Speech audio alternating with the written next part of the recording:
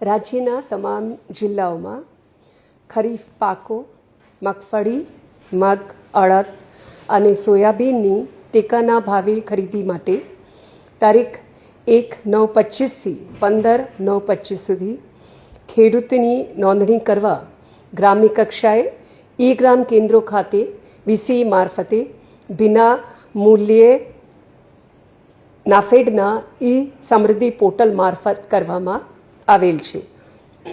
હવે આ તારીખ 22/9/25 સુધી લંબાવવામાં આવેલ છે. તારીખ 17/9/25ની સ્થિતિએ મને જણાવતા આનંદ થાય છે કે આ વર્ષે મોટી એવી સંખ્યામાં અને ગત વર્ષના પ્રમાણમાં 200%થી બી વધારે ખેડૂતોએ આ વર્ષે પોતાના નામ નોંધાયા છે. અને મગફળીમાં 8,79,221 ખેડૂતો, અડદ માટે 5,206 ખેડૂતો, મગ માટે 1,186 ખેડૂતો, સોયાબીન માટે 66,223 ખેડૂતોએ એમએસપી માટે નોંધણી કરેલ છે.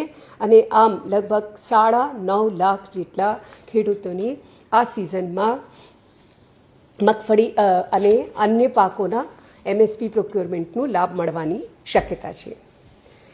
ખેડૂત મિત્રો, જેમ આપ બધા જાણો છો કે ગત વર્ષની જેમ આ વર્ષે પણ આપણે આપ જે નોંધણી કરાવો છો તેનું એક પ્રાથમિક કક્ષાએ વેરિફિકેશન કરીએ છીએ. અને આ વેરિફિકેશનના ભાગરૂપે આપણે એક સેટેલાઇટ ઇમેજના આધારે રિપોર્ટ કાઢી છે. અને આ રિપોર્ટને આધારે અમે લોકો આપને મેસેજ કરવામાં આવ્યા છે. મારે આપ બધાને જણાવવાનું કે આ એક ફક્ત અસેસમેન્ટની પ્રોસિજર છે અને એક પ્રાથમિક પ્રક્રિયા છે, જેનું વેરિફિકેશન થયા બાદ આગળનું નિર્ણય લેવામાં આવશે. આપના જે સર્વે નંબર છે એ બધા તમામ સર્વે નંબરોની યાદી પણ ગ્રામસેવકોને મોકલવામાં આવી છે. અને ગ્રામસેવકોને આ વેરિફિકેશન કરવા માટે પણ જણાવવામાં આવ્યું છે. તે સિવાય આપને એસએમએસ એટલા માટે આપવામાં આવ્યું છે કે આપ પણ ગ્રામસેવકોનો સંપર્ક કરીને આ બાબતે આપનું જે પણ રજૂઆત હોય તે કરી શકો છો. અને આપનું પાકનું એમએસપીમાં પ્રોક્યોરમેન્ટ થાય તે જોવાનું અમારી ખાતરી છે. ખેડૂત મિત્રો, દરેક ખેડૂતની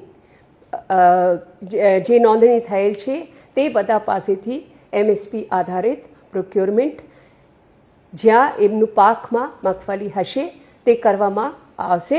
અને ફક્ત આ એસએમએસના આધારે નિર્ણય લેવામાં આવશે તેવું માનવાની કોઈ જરૂર નથી. સમગ્ર રીતે વેરિફિકેશન થઈ ગયા પછી અને ફિઝિકલ વેરિફિકેશન પણ થઈ ગયા પછી જ આ બાબતે કોઈ નિર્ણય લેવામાં આવશે. જેથી આ એસએમએસ જે આવ્યા છે એનાથી આપને ચિંતિત થવાની જરૂર નથી. ફક્ત આપના જે બી કંઈ